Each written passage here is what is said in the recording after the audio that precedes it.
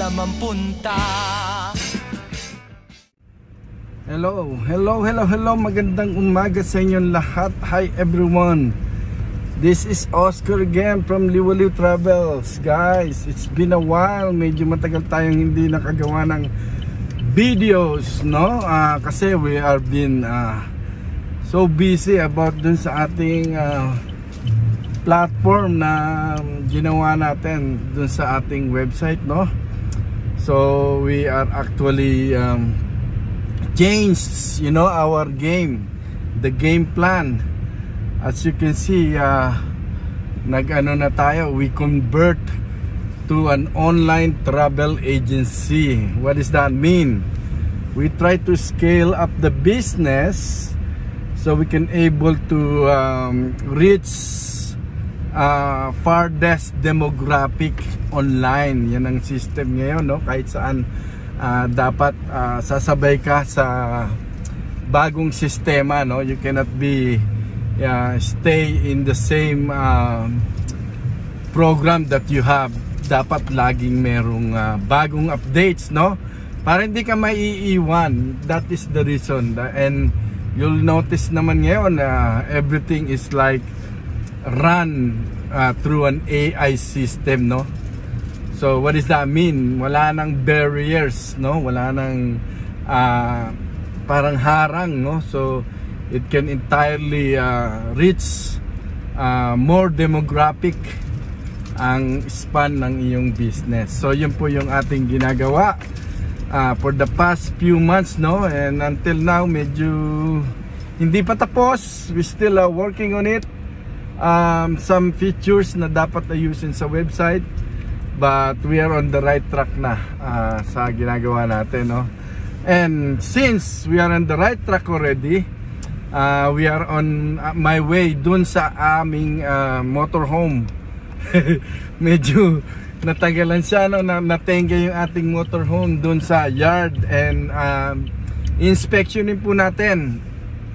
And that is also a part of our program, no? Marketing strategy sa Liwaliw Travels and Tours. And I've been mentioning this to you guys for so long time ago about our plan to go office motorhome Canada tour. So ngayon po we are preparing for that, and it's gonna be it's gonna be by June. So next summer, this coming summer, by June 2025, we're gonna start bali yung paglalakbay ni Liwaliw Travels, yung motorhome. So it's kinda like, siyempre testing to, it's a testing mode, no? Hindi pa namin alam kung paano magiging sistema. We are on a limbo. We never had experience that before, but we will gonna have this, so kind of like trial and error, no? So laging ganon, as I've mentioned before, no, kapag gumagawa ng any type of business or anumang plans mo, dapat there will be a trial and error, no? Testing mode. So yan po yung gagawin natin. We actually set up na yung gagawin nating platform, no? Dun sa plan natin na Canada tour. And even if it's gonna be successful, we're going to Canada US tour as well, dun sa project na ginagawa naman natin yan. Hindi naman lihim sa inyo yan. And nakita nyo na yung ating gagawin na office motorhome. And dun nga tayo ngayon pupunta kasi i-inspectionin natin, titingnan natin kung ano na ang kalagayan, kasi medyo natagalan siyang nakababad doon. Natin kung nagpa-function pa rin lahat ang mga makina ng sasakyan, no? So yan po, no? Lahat po may plano, hindi po basta-basta ang lahat, no? May programa na dapat kang susundin, kasi kung wala kang plano, wala kang programa, maliligaw ka. So what we did is we outlined the format na magiging sistema ng route natin, no, dun sa Canada tour. So for the coming June 25th o June, by June, kasi tapos na yung school ng mga bata that time, yung si Lucas. He can able to come with us dun sa tour, no?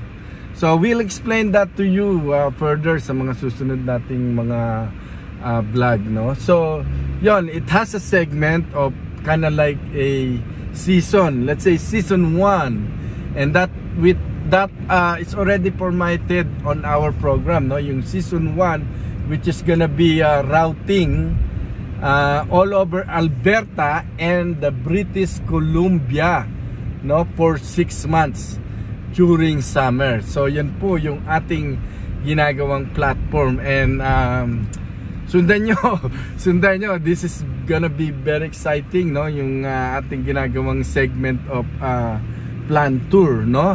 So sa season 1 ng Liwaliw Travels tour, Canada tour will be by June, starting June. So maraming preparasyon ang ginagawa namin, of course, especially dun sa sasakyan, no. Hindi po biro-biro yan, kasi once you hit the road, no, there's no turning back na yan. So kailangan nasa ayos po lahat, kondisyon yung sasakyan, pati yung bit-bit naming sasakyan sa likod, and lahat, no.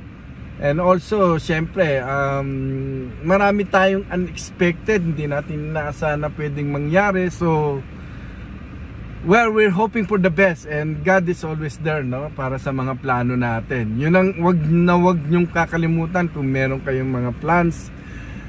Always put God into it first, no, sa lahat ng plano natin. Kasi without Him,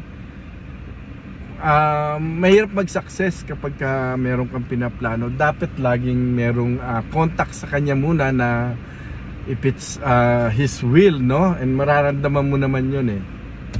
So ngayon, magkita tayo sa yard, no, and bisitahin uli natin si Liwaliw Motorhomes, no. Inspeksyonan natin kung okay pa siya, walang issue yung sasakyan, no. So anyway, we'll check you out later. Bye.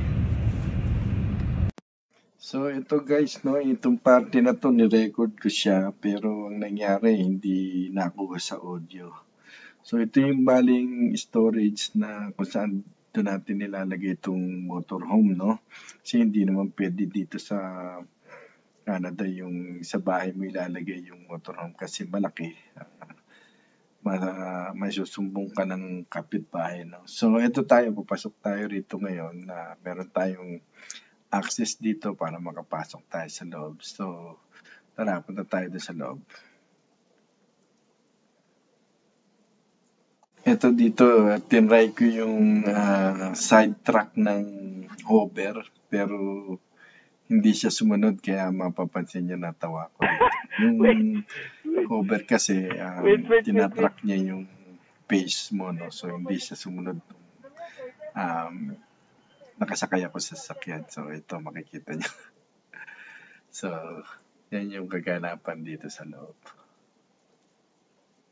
So nakarating na nga ako dito sa yung sa location ng motorhome. Ang problema, kasi for the past few weeks talagang nag-freeze, no?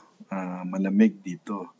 So ang nangyari, na-drain yung battery. Kaya mabuti na rin na pinuntahan ko siya ngayon para at least talagang ma-check ko kung ano yung nangyari, no? So talagang nag-drain yung battery, kaya hindi ko mati-testing to dahil malamig sa loob. So mangyayari, babalik uli ako sa susunod. So ito yung location ng pinaka tawag dito, yung storage, no. So siguro babalik uli ako para sa susunod, para ma-set up ng maayos. Guys, sawi po tayo, sawi. Tayo ay bigo. Nag-drain yung battery, ando din yung battery, nag-drain. So kailangan ma-recharge ko yan. Kapag nag-stay tayo rito, lalo sa labas, mangingisay ka rito. Kasi minus 13 pa lang, hindi pa minus 40. Grabe. So yan ang naging sitwasyon. Kaya hindi tayo makaka-forma rito dahil walang heater. Pag walang heater, wala. hindi ka makakatagal dito sa loob. Malamig pa rin to. So ito yung ano, okay naman, ganun pa rin ang lagay, no? So yan, marami lang tayong aayusin pa gaya niya, no? Tapos yung ibang mga setup natin dito. But the motorhome itself really works, you know, great. Ang lakas sumatak nito. So yan, no, nakasetup na kami. Pero ang lamig dito kapag yan, ito. Kasi naano na namin to eh, na winterize na eh. Ayan. Kaso nga lang, dapat syempre may heater. Kung walang heater, patay ka dyan. Mangingisay ka rito. Galang heater. Well, I think ako nalalamig na ako. Yung pa ako matigas na. Grabe. So hindi natin naayos ngayon. So ang gagawin ko, I have to recharge yung dalawang battery para pagbalik sa susunod. Kaya yan eh, mga ilang araw lang siyang talagang nagdire-diretso winter, di ba? Kasi na yung ano, yung susi. Nagdire-dire, ito malamig di ay maano rito, warm sa sasakyan. So dalawa. Grabe. Putya. Mangingisay ka rito kapag ano, kailangan sara muna natin. Dali. Paano ba? Wait. Ayan. Ano ba to? Nakalimutan ko na. Matayaw. Ayan yata. Ayun, nakasara na siya. Lock na. Oh my goodness. Nangingisay na yung daliri ko. Sandali. Nalamig. Warm up muna tayo sa loob. Grabe. Grabe, 13 pa lang yan ha. 13. Kaya ano, senyorito. De, masarap pa rin dito. No? Maraming privilege sa Canada. Anyway guys, babalikan natin yan si Liwaliw. Susunod, tsaka may mga gagawin tayo dyan. Mga ayusin pa. Yung awning siguro.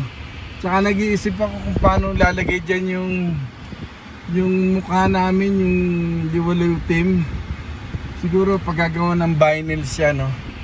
Anyways, at least andito ako sa loob, ano na, warm na. Oh my goodness. Alright guys, so that's the conclusion of the day. Siguro babalik kami next time para ayusin uli ito. Hindi, ano, nag-drain yung battery. Anyway, see you later guys. Bye. Ciao.